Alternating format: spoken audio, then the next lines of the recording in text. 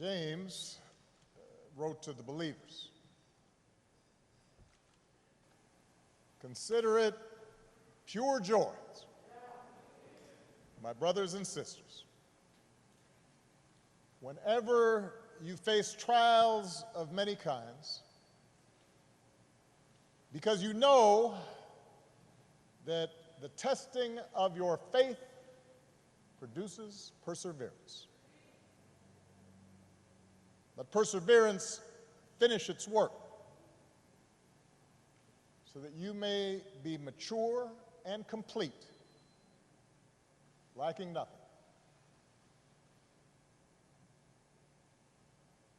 It is a great honor to be back in Ebenezer Baptist Church, in the pulpit of its greatest pastor, Dr. Martin Luther King Jr., to pay my respects to perhaps his finest disciple, an American whose faith was tested again and again to produce a man of pure joy and unbreakable perseverance, John Robert Lewis. To those who have spoken, to Presidents Bush and Clinton, Madam Speaker, Reverend Warnock, Reverend King, John's family, friends, his beloved staff, Mayor Bottoms, I've come here today because I, like so many Americans, owe a great debt to John Lewis and his forceful vision of freedom. You know, this country is a constant work in progress. We're born with instructions to form a more perfect union. Explicit in those words is the idea that we're imperfect, that what gives each new generation purpose is to take up the unfinished work of the last and carry it further than any might have thought possible. John Lewis, first of the Freedom Riders, head of the Student Nonviolent Coordinating Committee, youngest speaker at the March on Washington, leader of the march from Selma to Montgomery, member of Congress representing the people of this state and this district for 33 years, mentor to young people, including me at the time, until his final day on this earth. He not only embraced that responsibility, but he made it his life's work, which isn't bad for a boy from Troy. John was born into modest means. That means he was poor.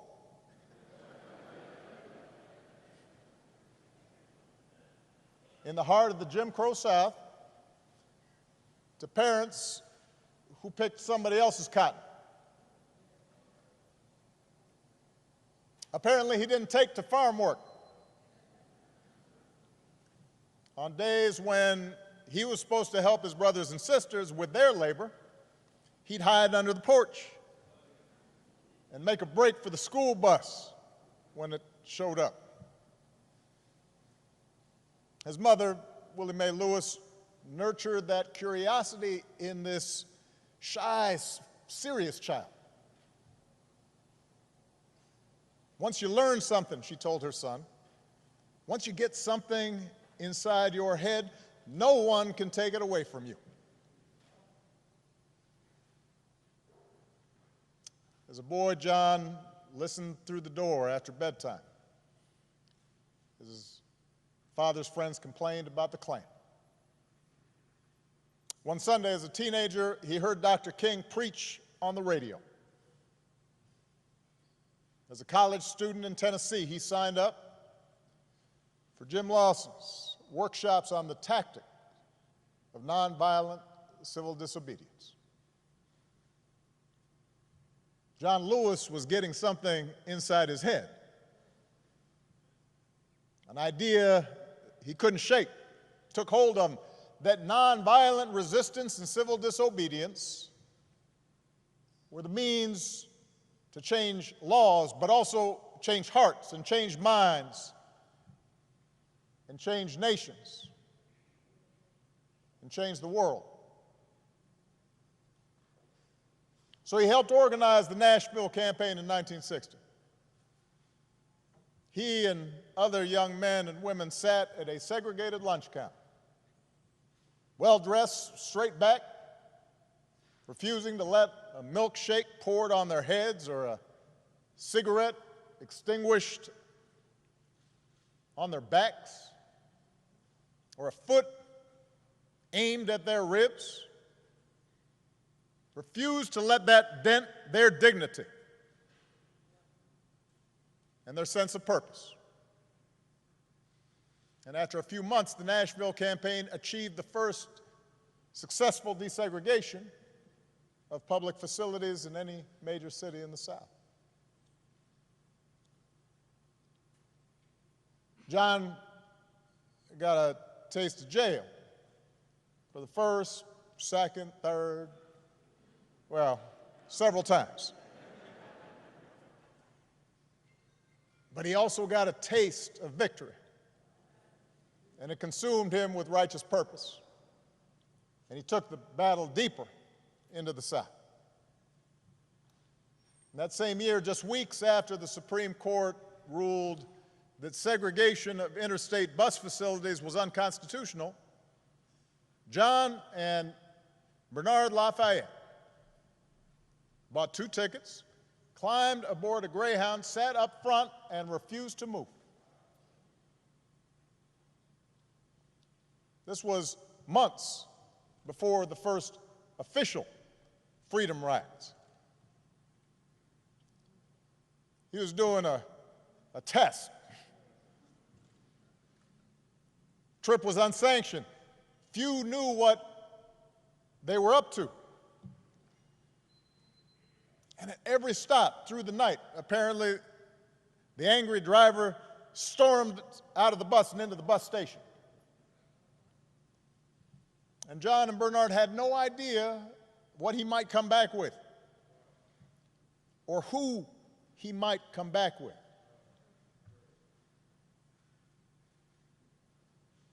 Nobody was there to protect them. There were no camera crews to record events.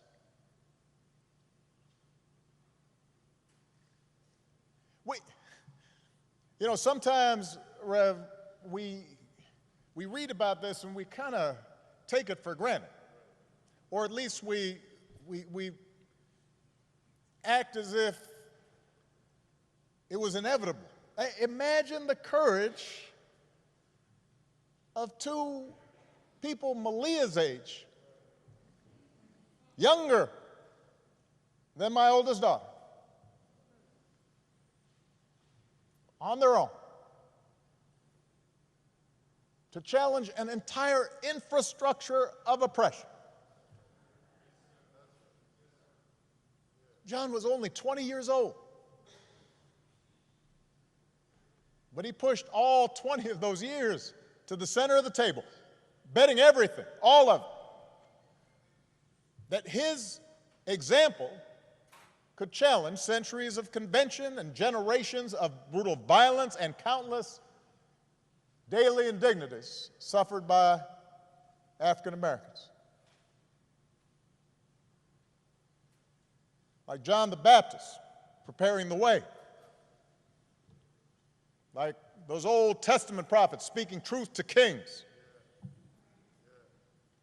John Lewis did not hesitate, and he kept on getting on board buses and sitting at lunch counters, got his mugshot taken again and again, marched again and again on a mission to change America.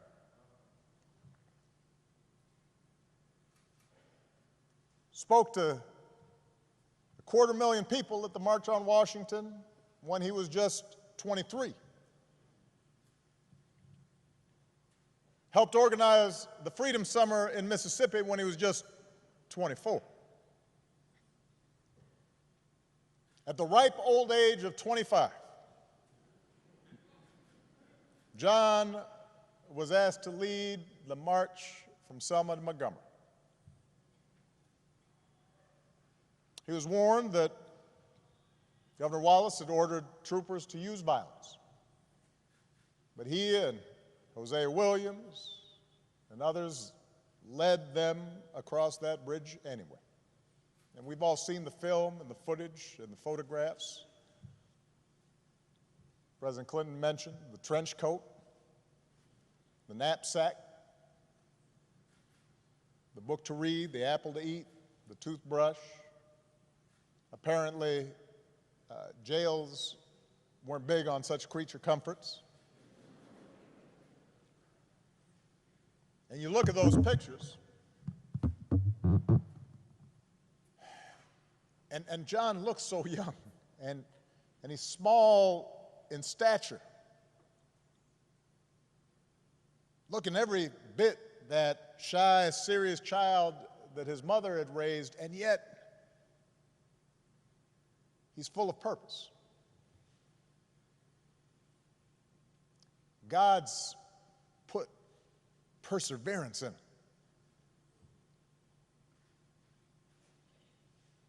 And we know what happened to the marchers that day.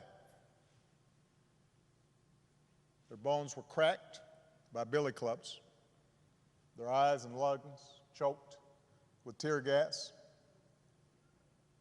They knelt to pray, which made their heads easier targets. And John was struck in the skull, and he thought he was going to die. Surrounded by the sight of young Americans gagging and bleeding and trampled. Victims in their own country of state-sponsored violence.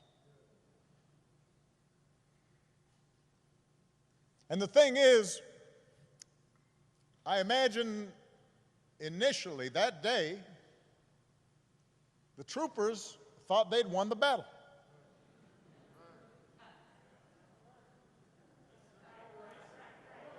You can imagine the conversations they had afterwards. You can imagine them saying, yeah, we showed them. They figured they'd turn the protesters back over the bridge, that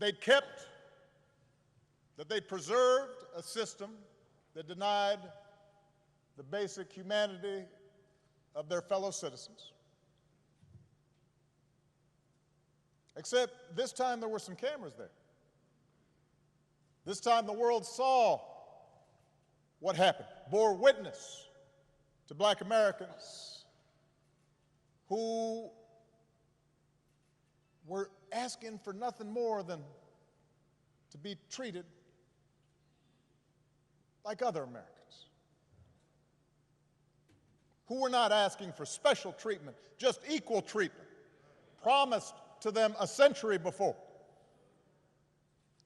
and almost another century before that. And when John woke up and checked himself out of the hospital, he would make sure the world saw a movement that was, in the words of Scripture, hard-pressed on every side, but not crushed. Perplexed, but not in despair. Persecuted, but not abandoned. Struck down, but not destroyed.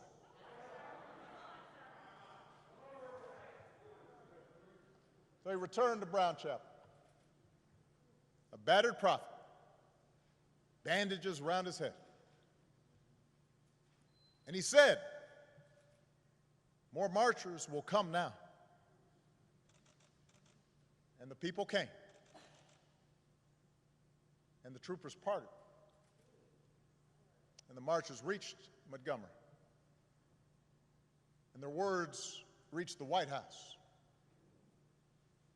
And Lyndon Johnson, son of the South, said, "We shall overcome." And the Voting Rights Act was signed into law. The life of John Lewis was in so many ways exceptional. It vindicated the faith in our founding, redeemed that faith. That most American of ideas, the idea that any of us, ordinary people without rank or wealth or title or fame, can somehow point out the imperfections of this nation and come together and challenge the status quo and decide that it is in our power to remake this country that we love until it more closely aligns with our highest ideals. What a radical idea. What a revolutionary notion, this idea that any of us, ordinary people, a young kid from Troy, can stand up to the powers and principalities and say, "No, this isn't right, this isn't true, this isn't just. We can do better." On the battlefield of justice, Americans like John, Americans like Reverends Lowry and C.T. Vivian, two other patriots that we lost this year, liberated all of us that many Americans came to take for granted. America was built by people like them. America was built by John Lewis's.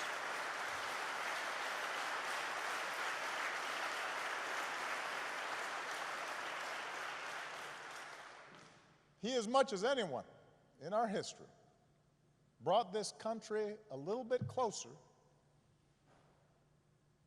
to our highest ideals. And someday, when we do finish that long journey towards freedom, when we do form a more perfect union, whether it's years from now or decades or even if it takes another 2 centuries, John Lewis will be a founding father of that fuller, fairer, better America.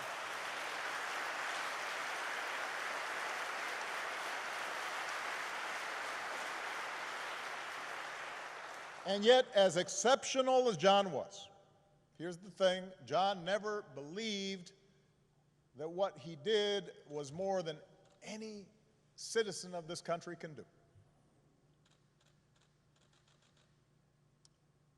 I mentioned in the statement the day John passed, the thing about John was just how gentle and humble he was.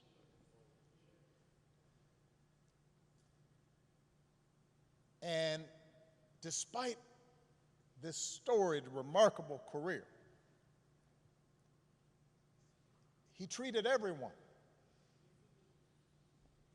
with kindness and respect because it was innate to him, this idea that any of us can do what he did if we're willing to persevere. He believed that in all of us there exists the capacity for great courage.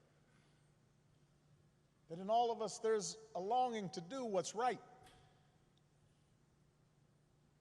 That in all of us there's a willingness to love all people and to extend to them their God-given rights to dignity and respect.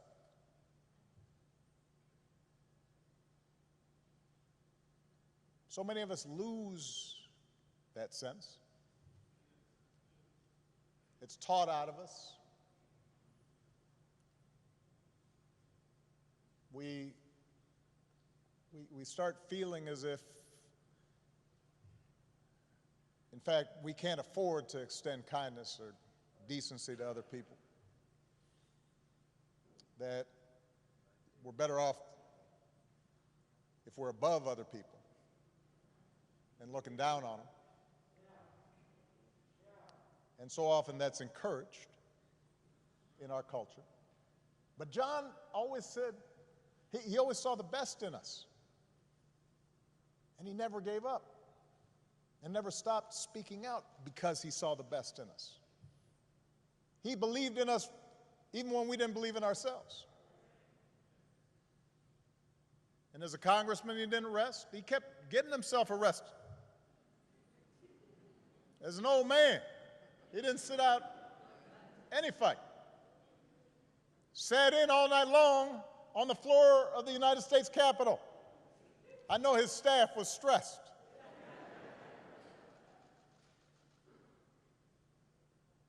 But the testing of his faith produced perseverance.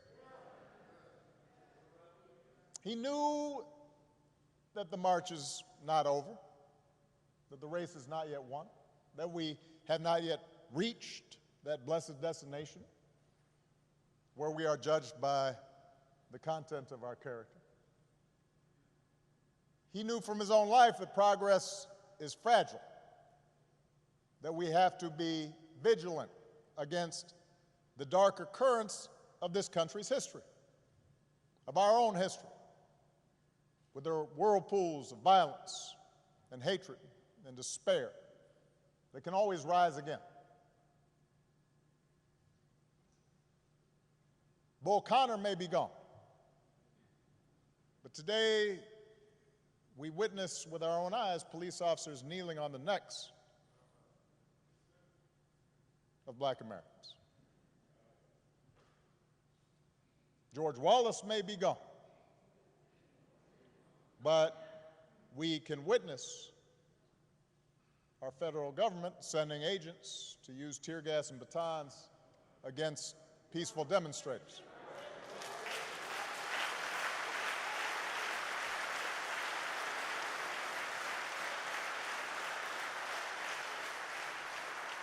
We may no longer have to guess the number of jelly beans in a jar in order to cast a ballot. But even as we sit here, there are those in power who are doing their darndest to discourage people from voting by closing polling locations and targeting minorities and students with restrictive ID laws and attacking our voting rights with surgical precision, even undermining the Postal Service in the run-up to an election that's going to be dependent on mail-in ballots so people don't get sick.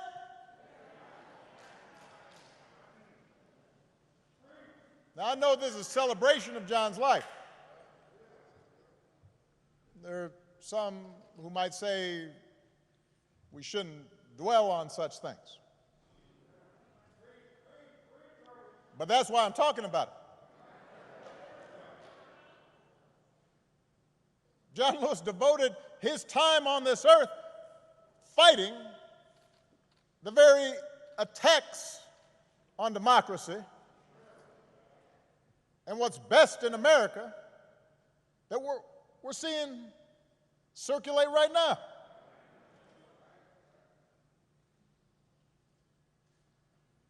He knew that every single one of us has a God-given power, and that the fate of this democracy depends on how we use it. That democracy isn't automatic. It has to be nurtured. It has to be tended to. We have to work at it. It's hard. And so he knew that it depends on whether we summon a measure, just a measure of John's moral courage to question what's right and what's wrong and call things as they are. He said that as long as he had a breath in his body, he would do everything he could to preserve this democracy. And as long as we have breath in our bodies, we have to continue his cause. If we want our children to grow up in a democracy, not just with elections, but a true democracy, a representative democracy, in a big-hearted, tolerant, vibrant, inclusive America of perpetual self-creation, then we're going to have to be more like John. We don't have to do all the things he had to do because he did them for us, but we got to do something. As the Lord instructed Paul, do not be afraid. Go on speaking. Do not be silent, for I am with you, and no one will attack you to harm you, for I have many in this city who are my people. It's just, everybody's got to come out and vote. We got all those people in the city, but they can't do nothing. Like John, we've got to keep getting into that good trouble. He knew that nonviolent protest is patriotic, a way to raise public awareness and put a spotlight on injustice and make the powers that be uncomfortable. Like John, we don't have to choose between protests and politics. It's not an either-or situation. It's a both-and situation. We have to engage in protests where that's effective, but we also have to translate our passion and our causes into laws, institutional practices. That's why John ran for Congress 34 years ago. Like John, we've got to fight even harder for the most powerful tool that we have, which is the right to vote. The Voting Rights Act is one of the crowning achievements of our democracy. It's why John crossed that bridge. It's why he spilled his blood. And by the way, it was the result of Democratic and Republican efforts. President Bush, who spoke here earlier, and his father signed its renewal when they were in office.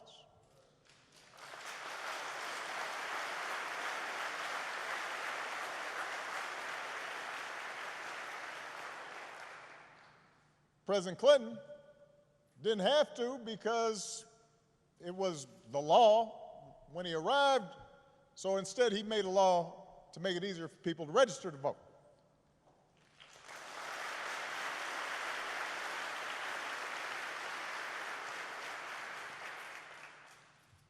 But once the Supreme Court weakened the Voting Rights Act, some state legislators unleashed a flood of laws designed specifically to make voting harder, especially, by the way, state legislators where there's a lot of minority turnout and population growth. That's not necessarily a mystery or an accident.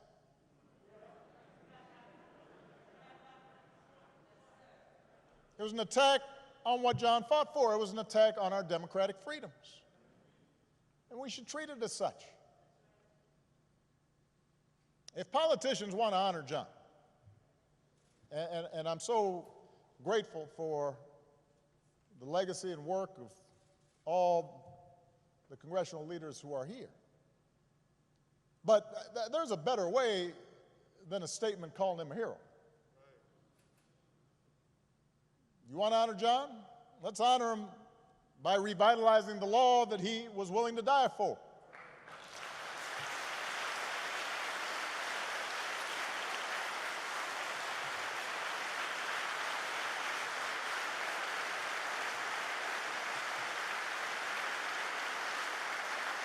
And by the way, naming it the John Lewis Voting Rights Act, that is a fine tribute. But John wouldn't want us to stop there, just trying to get back to where we already were. Once we pass the John Lewis Voting Rights Act, we should keep marching to make it even better by making sure every American is automatically registered to vote, including former inmates who've earned their second chance.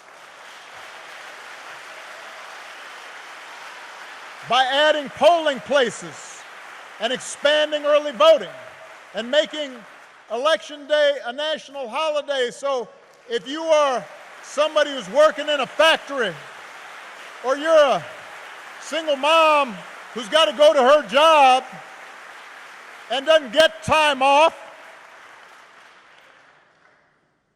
you can still cast your ballot by guaranteeing that every American citizen has equal representation in our government, including the American citizens who live in Washington, D.C. and in Puerto Rico. They're Americans.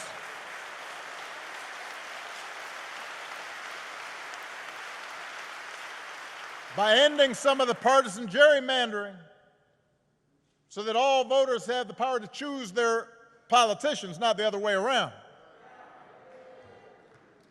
And if all this takes eliminating the filibuster, another Jim Crow relic, in order to secure the God-given rights of every American, then that's what we should do. Now, even if we do all this, even if every bogus voter suppression law is struck off the books today, we've got to be honest with ourselves that too many of us choose not to exercise the franchise. Too many of our citizens believe their vote won't make a difference, or they buy into the cynicism that, by the way, is the central strategy of voter suppression, to make you discouraged, to stop believing in your own power. So we're also going to have to remember what John said. If you don't do everything you can do to change things, then they will remain the same. You only pass this way once. You have to give it all you have. As long as young people are protesting in the streets, hoping real change takes hold, I'm hopeful, but we can't casually abandon them at the ballot box. Not when few elections have been as urgent on so many levels as this one. We can't treat voting as an errand to run if we have some time.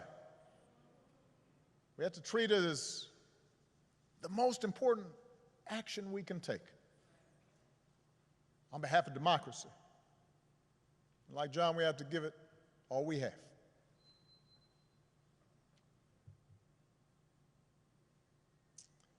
I was proud that John Lewis was a friend of mine.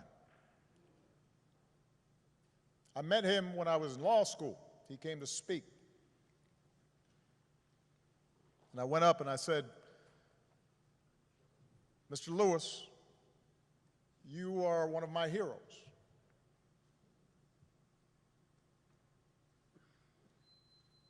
What inspired me more than anything as a young man was to see what you and Reverend Lawson, Bob Moses, and Diane Nash, and others did. And he got that kind of, aw shucks, thank you very much.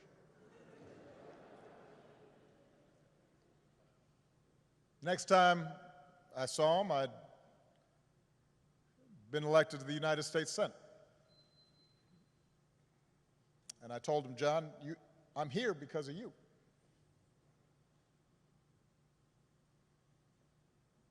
And on Inauguration Day in 2009, he was one of the first people I greeted and hugged on that stand. And I told him, this is your day too. He was a good and kind and gentle man. and he believed in us, even when we don't believe in ourselves. And it's fitting that the last time John and I shared a public forum was on Zoom. And I'm pretty sure neither he nor I set up the Zoom call because we didn't know how to work it. There's a virtual town hall with a gathering of young activists who had been helping to lead this summer's demonstrations in the wake of George Floyd's death. And afterwards, I spoke to John privately, and he could not have been prouder to see this new generation of activists standing up for freedom and equality, a new generation that was intent on voting and protecting the right to vote, in some cases a new generation running for political office. And I told him, all those young people, John, of every race and every religion, from every background and gender and sexual orientation, John, those are your children. They learned from your example, even if they didn't always know it. They had understood through him what American citizenship requires, even if they'd only heard about his courage through the history books. By the thousands, faceless, anonymous, relentless young people, black and white, have taken our whole nation back to those great wells of democracy which were dug deep by the founding fathers in the formulation of the Constitution and the Declaration of Independence. Dr. King said that in the 1960s, and it came true again this summer. We see it outside our windows in big cities and rural towns, in men and women, young and old, straight Americans and LGBTQ Americans, blacks who long for equal treatment, and whites who can no longer accept freedom for themselves while witnessing the subjugation of their fellow Americans.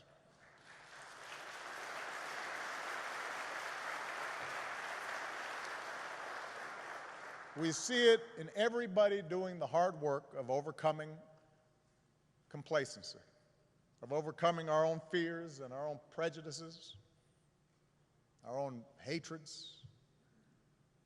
You see it in people trying to be better, truer versions of ourselves.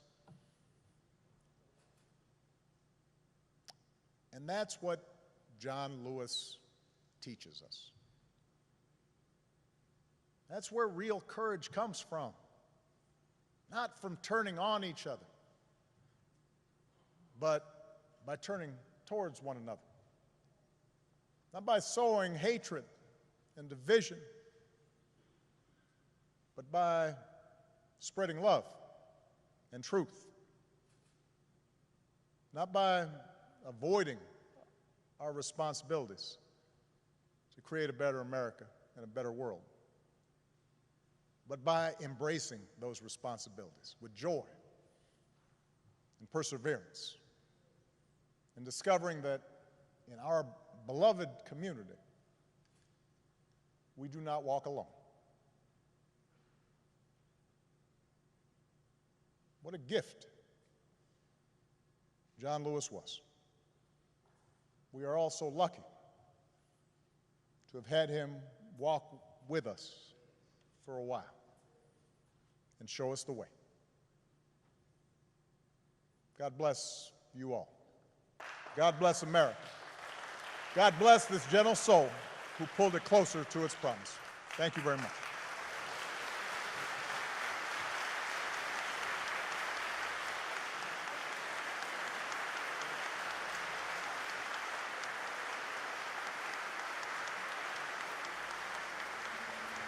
Thank you.